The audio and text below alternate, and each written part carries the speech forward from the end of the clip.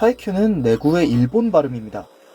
여기서의 내구는 장비나 물건의 내구도를 이야기할 때 그 내구가 맞아요. 그 이름 그대로 슈퍼타이큐는 일본의 대표적인 내구레이스 시리즈입니다.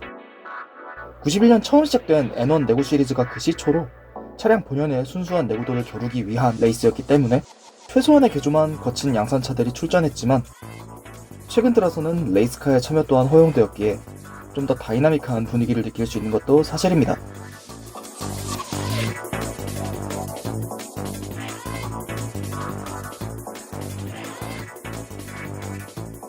알게 모르게 우리나라에서도 창원, 태백, 인제에서 슈퍼타이큐 경기가 열렸던 적이 있었는데 우리나라를 대표하는 박정룡, 김한봉, 김수 드라이버 등이 출전했었던 경기로 한때 주목받기도 했었습니다.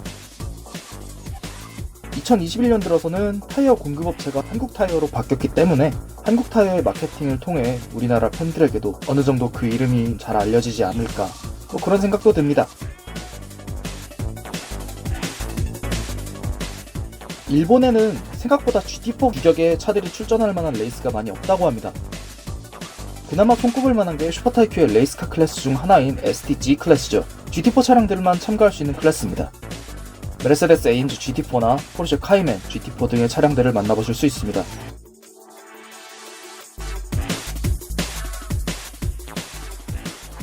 한국에서도 열렸던 GT 아시아 월드 챌린지에도 GT4 클래스가 있습니다. BMW 팀 스터디가 일본 팀으로서의 존재감을 크게 뿜어내고 있죠. 토요타는 수프라 GT4를 국제 경기에 조금씩 투입시키고 있고요.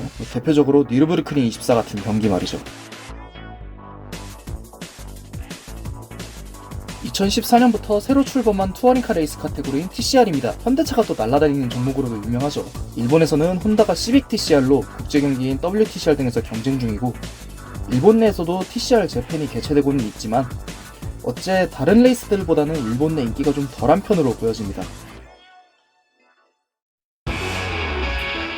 2020 도쿄 오토살롱에서 볼 수 있던 GT3 레이스카들은 대부분 일본 최고권위 GT 레이스인 슈퍼GT, GT300 클래스에 출전하는 차들입니다. 일본 3사가 격돌하는 GT500과는 달리 다양한 차종들이 GT500에 출전하는데 참가팀들의 비용이나 개발 부담을 덜어주기 위해 10여 년 전부터 규격화된 레이스카를 허용해왔었죠. 이들은 기존 참가 차량들과의 밸런스를 맞추기 위해 다른 GT3 레이스카보다 출력을 낮추게 됩니다. 이렇게 참가해온 팀들 중에는 유독 국내에서도 인지도가 높은 팀이 있죠. 바로 레이싱미크로 유명한 구스마일 레이싱 팀입니다. 피규어와 굿즈를 파는 돈으로 레이싱을 하는 바로 그 팀이죠. 메르세데스 AMG GT3가 2022년부터 에보 모델로 개량되면서 마찬가지로 AMG GT를 쓰는 구스마일 레이싱도 AMG GT3 에보 모델을 투입했습니다. 헤드램프 디자인도 바뀌고 넓어진 전면부 그릴을 포함해서 에어로 파츠가 좀 더 효율적으로 바뀌게 됐는데 이 모습이 꽤나 좀 무서운 인상을 주게 된 것 같습니다. 앞서 GT3 차들이 개발과 예산 부담을 덜기 위해 투입됐다고 했었죠. 거기다가 비록 차량의 출력을 낮추긴 했어도 차의 완성도가 완성도다 보니 JFGT 레이스카, 그러니까 기존의 GT300에 출전하던 차들이 GT3에 여러모로 좀 밀리는 양상을 보이곤 했습니다. 그러다 보니 JFGT 내에서도 어느 정도 규격화된 차로 개발 부담을 줄이는 방안을 고안해냈는데 바로 마더 셰시, MC라고 불리는 통합 셰시였습니다. 같은 형상의 콕핏과 서스펜션 등 동일한 셰시를 바탕으로 다른 형태의 바디를 올리는 것이 가능했는데 그 결과 로터스 에보라, 토요타 마크 X와 86의 형태를 한 날렵한 MC 레이스카들이 슈퍼GT에서 달리는 모습을 볼 수 있었습니다. GT3 차량들과 호각을 다투는 퍼포먼스를 보이기는 했지만 세팅에 따라 밸런스가 극과 극으로 바뀌는 좀 불안한 특징도 갖고 있었다고 해요. 물론 모든 팀들이 마더 셰시를 사용한 건 또 아니었습니다.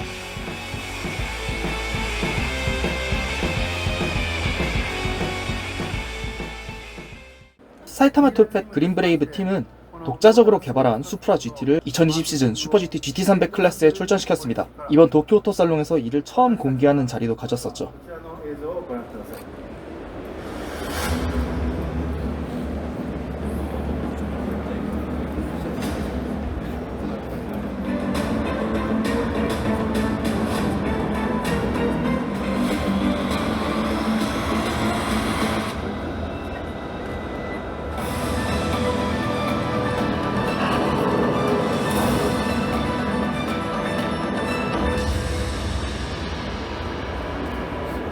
埼玉トヨペットグリーンブレイブ ER スーパー GT です。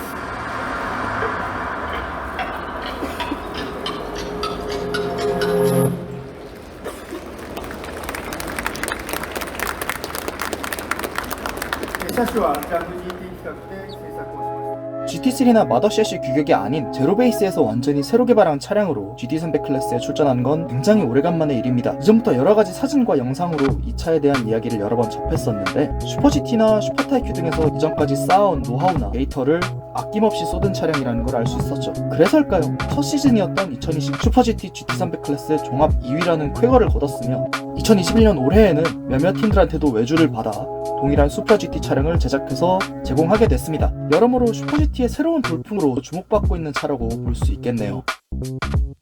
그리고 BRZ GT300도 2011년부터 수바루가 자체 제작해서 투입한 레이스카입니다. 그래도 슈퍼 GT의 메인 클래스는 역시 GT500이죠.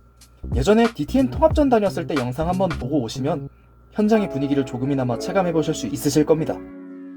그 영상에서도 얘기했지만 GT500은 2014년부터 클래스 1이라는 통합 규정으로 레이스카의 변화가 이루어졌습니다. 대표적인 게 이 베스터베 형태의 모노코크 콕핏인데요. DTM, 즉 독일 투어링카 선수권에 출전하는 BMW, 아우디 같은 레이스카들에 적용되었던 것과 동일한 구조를 사용하고 있죠. 탄소섬유 모노코크와 알루미늄 롤 케이지를 기반으로 앞뒤로 서브프레임과 엔진, 서스펜션, 변속기 등을 장착한 형태로 차가 만들어지게 됩니다.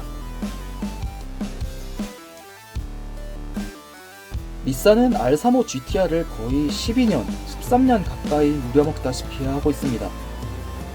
변화되는 규정에 대응하여 그 형태가 조금씩은 변하고 있지만 양산 스포츠카가 새로 나오지가 않다 보니까 어쩔 수 없는 걸까요? 넥서스는 SC430과 RCF에 이어 2017년부터 2019년까지 LC500을 슈퍼GT에 투입해오고 있었습니다. 특히나 렉서스는 닛산과 함께 2011년부터 챔피언을 주거니 받거니 해오고 있었는데요. 특히나 LC500이 3년간 꽤 좋은 모습을 열어 보여줬던 덕에 첫 출전인 2017년과 마지막 출전인 2019년에 두 번의 시리즈 챔피언을 거머쥐는 쾌거를 이뤄내기도 했습니다. 혼다 진영 대표적인 팀 중 하나인 오토박스 레이싱팀 아구리 ARTA는 저번 DTM과의 교류전에 출전했던 차를 가져왔습니다. 2020년에 세대 교체를 이룬 GT500 레이스카들도 둘러볼 수 있었습니다. 수프라가 LC500의 기세를 이어 2020 챔피언이 될 뻔했지만 막판 뒤집기로 혼다에게 자리를 내준 건 두고두고 회자될 명장면이죠. 특히나 혼다의 NSX GT가 앞 엔진 구조로 바뀌면서 여러모로 불리할 거라는 예측이 꽤 많았던지라 작년 시즌은 정말이지 팬들에게 큰 충격으로 다가왔단 말이죠. 우리나라에서도 대학교 자작차 동아리 많이 하잖아요. 일본에서도 포뮬러 SAE 재팬 등의 대회에 수많은 일본 국내외 대학들이 참가해서 학생들끼리 치열하게 경쟁합니다. 우리나라에서는 서울과기대 같은 학교에서 출전하기도 하죠. 이들 대학생 포뮬러는 일반적으로 바이크 엔진을 많이 쓰지만 최근 전동화 시대에 발맞춰서 전기 포뮬러로 넘어온 팀들도 굉장히 많습니다. 사실 그렇게 된 지 엄청 오래됐죠. F4부터 F1까지는 좀 묶어보죠. 이 차는 일본 최연소 포뮬러 드라이버인 노다 주주의 F4 레이스카입니다. 노다는 작년 덴마크 F4에서 우승컵까지 들어올렸을 정도로 최근 그 기세가 굉장히 눈에 띄고 있습니다. 일본 F3는 최근 포뮬러 리저널 재팬이라는 이름으로 개편되어 진행되고 있었습니다. F1에서 혼다 파워유닛을 쓰는 토로로스와 레드불의 경주차. 2021 시즌은 레드불의 낌새가 꽤 심상찮죠?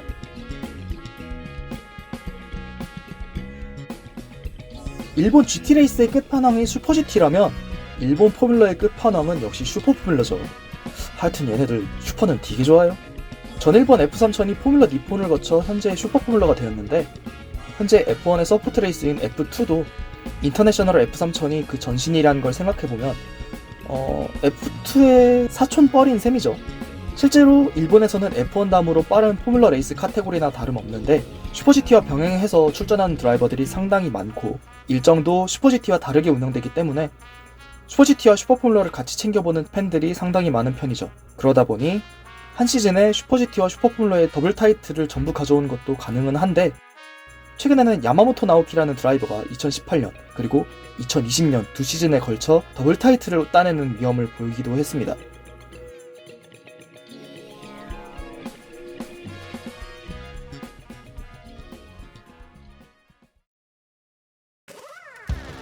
영상을 슬슬 끝맺음할 때가 왔습니다. 개인적으로 도쿄오토 살롱이나 다른 일본의 모터스포츠 문화를 보면 느끼는 게 하나 있습니다. 자동차와 모터스포츠가 우리한테 생각보다 엄청 가까이 있다는 걸 적극적으로 어필하고 있다는 점이죠. 오랜 기간 동안 일본에 정착해온 모터스포츠를 남녀노소 가리지 않고 체험할 기회를 어렵지 않게 만나볼 수 있다는 것. 특히 어린아이들에게는 진로 선택의 큰 계기가 될 수도 있다는 것. 엄청난 노력을 보여주고 공유하고 대물림할 수 있기 때문에 비록 그 인기는 예전만 못할지라도 일본의 모터스포츠가 매니아들만의 잔치 이상으로 사람들한테 좋게 인식되고 있으며 계속해서 그렇게 자리 잡아 나갈 수 있을 거란 생각도 한편으론 들게 됩니다. 1년 늦은 2020 도쿄오토 살롱 관람기는 여기까지입니다. 전 다음 시간 다른 영상으로 돌아오겠습니다. 또 봅시다. 안녕!